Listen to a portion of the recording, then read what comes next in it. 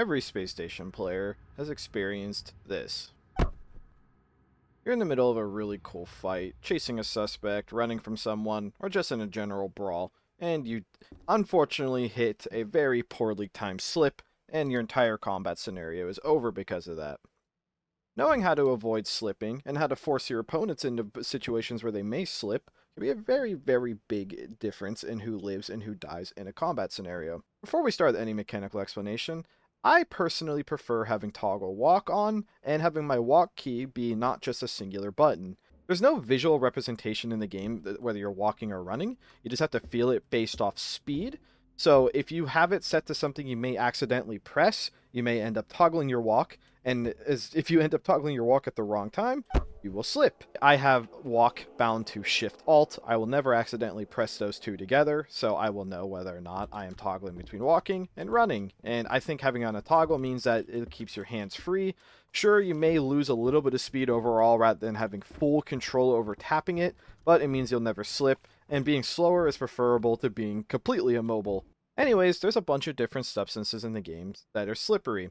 Mainly things that you actually drink, whether it's tea, soda, water, those things slip you, and things like welding fuel slip you. Of all the substances that you can slip with, though, water is actually the worst one to use offensively, because pure water evaporates. So it could evaporate during a fight, so if you're, say, like a syndicate trying to jump someone, throwing water at them will still be helpful in the moment, but just having like a water bottle only really leaves a singular tile that you can actually slip on. You can't slip on tiles this small of liquid, it has to at least be this bright, and you can always shift click any puddle to know if it's slippery or not. But a general rule of thumb is that drinks are slippery and things like welding fuel are slippery, but spilled chemicals and stuff aren't slippery, blood isn't slippery. You just kind of have to get a feel of what is slippery and what isn't. It's like if I grab this lemon lime can, press Z to open and throw it, I threw it at myself and caused myself to slip instantly, and that is a really good representation of how you can use things like soda cans and stuff offensively in combat, because if you throw it at somebody and the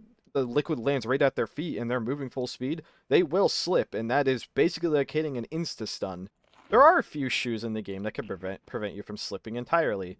Galoshes, no-slip shoes, they're not labeled that, but they're Syndicate no-slip shoes, and turned-on mag boots will prevent you from slipping on every surface in the game. Being slower than 75% movement speed will also make it so you can't slip on normal surfaces, but you still slip on lube regardless of how slow you are if you do not have no-slip devices. This is also why going for slips in combat as a Syndicate is really strong, because for only 2 telecrystals you can buy no-slip shoes, and then you'll never have to worry about slipping in combat ever. No-slip shoes are the strongest combat-related item in the game, no questions asked. So for Syndicate agents, getting materials to slip people with is literally free. You can always go up to a drinks machine, take a few teacups, take a few whatever. Something I would highly recommend doing, as a Syndicate agent especially, is I would try to get access to something like a shaker. And I say a shaker because shakers don't break when you throw them, and they can hold 100 units of liquid. And if you get access to something just like a shaker, you can always go in the maintenance and find welding fuel. I recommend welding fuel because welding fuel doesn't evaporate on its own like water, and plus you can find these just kind of anywhere in maintenance. And literally just set your transfer amount to 50, and all you have to do is just left click a fuel tank twice, and that will give you a full 100 unit shaker. And try to, anytime you want to take a melee engagement, you always want to have more than one escape route. You never want to back yourself into a corner like this, because if they're running at you with a stun baton, you don't even want to try to melee somebody with a stun baton, but that's kind of its own video. This is really just about slips. But trying to make small choke points like this slippery, like in front of doorways or in front of 3Y hallways like this, a 100 unit amount of welding fuel tossed in a shaker like this will make the entire entrance required to be slipped on if they don't walk. And of course, if you're just trying to melee somebody to death here, you will be full speed, and they will either be walking, slowed down by mag boots, or already slower than you, aka they're in a hard suit.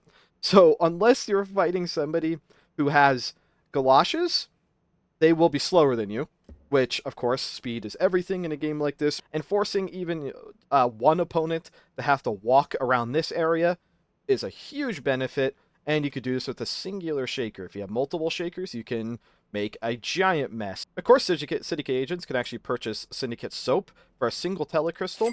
The downside of soap is, of course, is that if you miss your throw and they don't slip on it, somebody could literally just pick it up and pocket it instantly and take away your slips. But if you land a Cindy slip like this, it lasts longer than slipping on liquid, so it gives you more time. So it's a stronger slip, but it's more easily countered by someone. And something that's really common to do is you can just put the bar of soap in a door like that, and obviously in this door you can't see it, so a lot of the times when people run through doors in this game, they don't even look and they will slip. So cramming bars of soap, banana peels under doors is a really, really common tactic. I'm sure if you played the game even a singular round, you probably got hit by one of these. Another thing you could do is you can literally lay down like garbage traps like this and just kind of put the bar of soap in it. It gets really difficult to see it the more garbage you put in it. Like, no one's going to easily see that there's soap here, and most people aren't running around just right-clicking everything to see what's in a pile. Even if they do, they're probably not going to see it.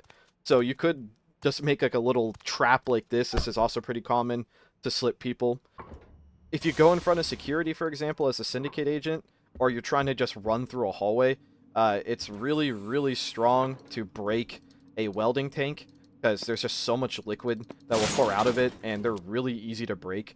So breaking one welding tank in a hallway will basically force all of security and anyone chasing you to have to slow down to chase you. So, again, very important. And odds are you can make people panic really easily, and they're going to misstep, and they're going to slip. And just to be extra thorough with this, if you find something like a bucket, that works even better, because it's only a 2x2 as well. I mean, yeah, it's a little bit bigger than a shaker, but you can still put in your inventory just as easily. But it holds more liquid overall, holds 250 units. So, like, if you just have a bucket and you throw it at your feet, you will cover...